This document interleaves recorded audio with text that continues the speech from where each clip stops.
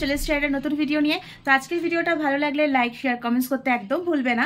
আর যারা আমাদের ভিডিওটা প্রথম দেখছো তারা সাবস্ক্রাইব করে বেল আইকনটা প্রেস করে দিও, কারণ আমাদের যখন নেক্সট ভিডিও আসবে তাহলে ফার্স্ট নোটিফিকেশন তোমার কাছেই চলে যাবে। তো আজকে বেশ সেজেগুজে রেডি হয়ে গেছি, 31 নাইট। বাবা সাজবো না তো? আমি আর মিঠুন দুজনে মিলে বেরোবো। কোথায় বেরোবো একটুও কোনো কিছু চিন্তা ভাবনা করিনি, যেখানে মন চায়। তো আমি তো রেডি হয়ে গেছি, তো মহারাজও রেডি হয়ে গেছে, চলো দেখে নিই। দেখো উনিও বেশ সেজে গুজে একদম বাবু হয়ে ফিট হয়ে গেছে। আজকে বোন আর আমাদের সাথে বেরোচ্ছে না, এটা হচ্ছে মিঠুন আর আমার। তো চলো বেরিয়ে পড়ি দেরি না করে। তো আমি আর মিঠুন তো দুজনে বেরিয়ে পড়েছি। আর রাস্তায় এই সাইডটা যদিও ফাঁকা ছিল, তারপর যা ভিড়, মানে একটু যেতেই মনে হচ্ছিল অবস্থা খারাপ হয়ে যাচ্ছে। যাই হোক, কিন্তু চারিদিকে রাস্তাতে খুব সুন্দর করে সাজিয়েছে। ভিড় ঠেলতে ঠেলতে আমি আর মিঠুন তো চলে এসেছি ব্রিগেড রোডে।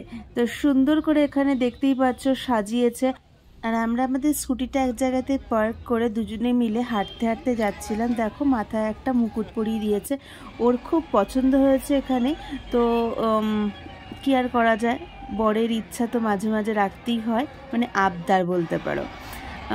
তো আর এখানে দেখতে পাচ্ছ প্রচণ্ড ভিড়, মানে একটুখানি ভিড় ঠেলে এদিক থেকে ওদিক যাওয়াটা না খুব ডিফিকাল্ট হয়ে পড়ছে। তাতে কি অসুবিধা, আমার সাথে আমার সিংহমশাই আছে না, উনি ঠেলে ঠেলে ঠিক আমাকে জায়গাটা খুব সুন্দর করে দিয়েছে, যেখান থেকে আমি ভালো করে সব কিছু দেখতে পারি। আর তোমরা দেখতে পাচ্ছ কাউন্টডাউন শুরু হয়ে গেছে, মানে আমরা আরেকটা নতুন বছরে দেখতে চলেছি। তো সেইটুখানির সময় অপেক্ষা যখন করছি, একটু তো হল্লা তো হবেই।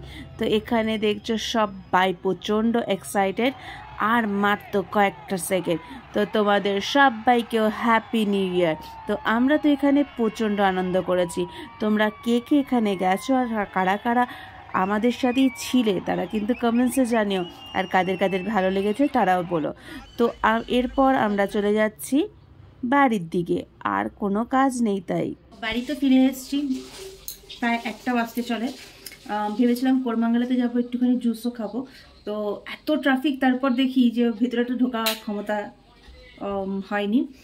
তো ওখান থেকে ইউটার্ন নিয়ে চলে এসেছি, আর খাওয়ার দরকার নেই। ভাবছি এখন একটুখানি বাড়িতে একটু চা খাবো।